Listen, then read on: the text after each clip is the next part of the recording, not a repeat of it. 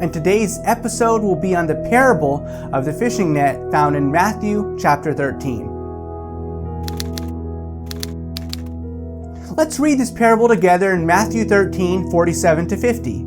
Again, the kingdom of heaven is likened unto a net that was cast into the sea and gathered of every kind, which when it was full, they drew it to shore, and sat down and gathered the good into vessels, but cast the bad away.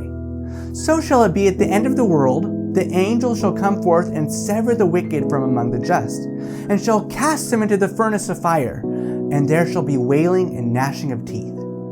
This parable is again talking about the kingdom of heaven and the way to the kingdom of heaven. We notice that Jesus often refers to the kingdom of heaven in his parables and sermons.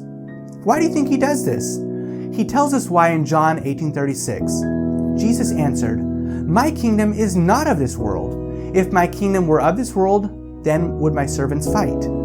Christ keeps on referring to the kingdom of heaven because heaven is his kingdom and he is the king. So we know that Jesus is the king of heaven. But why does he refer to it so many times? Jesus refers to the kingdom of heaven 31 times in the New Testament. And why?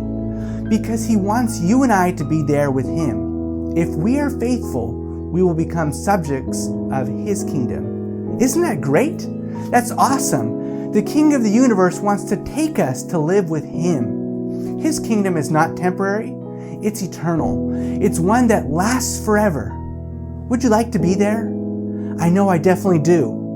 Now back to the parable. This parable talks about fish or people being gathered from the sea or the world. And when the fish are gathered, they are all gathered together into a net. In comparison to us, we are all living in the sea of this world. However, one day we will pass away or Christ will come again, whatever comes first.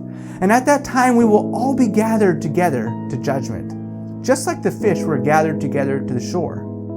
In the time of Jesus, fishermen would use large nets with weights on the bottom to catch fish at the sea or lake. They would go out into the lake and put the net down and then pull it to shore while gathering the fish with it. This process didn't allow the fishermen to choose what type of fish they wanted. They just got whatever was in the net. Many different kinds of fish were caught. You got big ones, little ones, and so on. And then at the shore, the good fish were separated from the bad. The time is coming when the people of this world will be sorted and judged.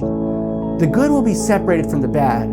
On that great day, what type of fish are you going to be compared to? Are you going to be placed into the good vessels or cast away? Do you know what Jesus will tell those who are faithful or the fish cast into the good vessels?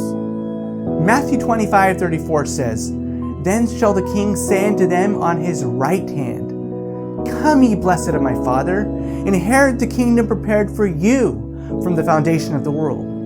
God has prepared a kingdom for me and for you. Don't you want to be there to receive it?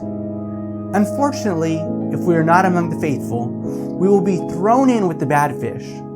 And what happens to the bad fish in the parable? We read that they were cast away.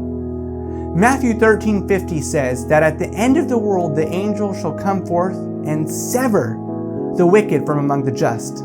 In that great and final day, where will you land? The net will gather us all together to be sorted.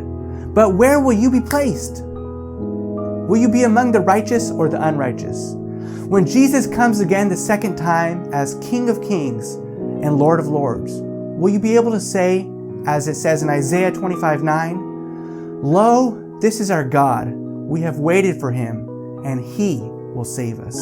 This is the Lord. We have waited for him. We will be glad and rejoice in his salvation."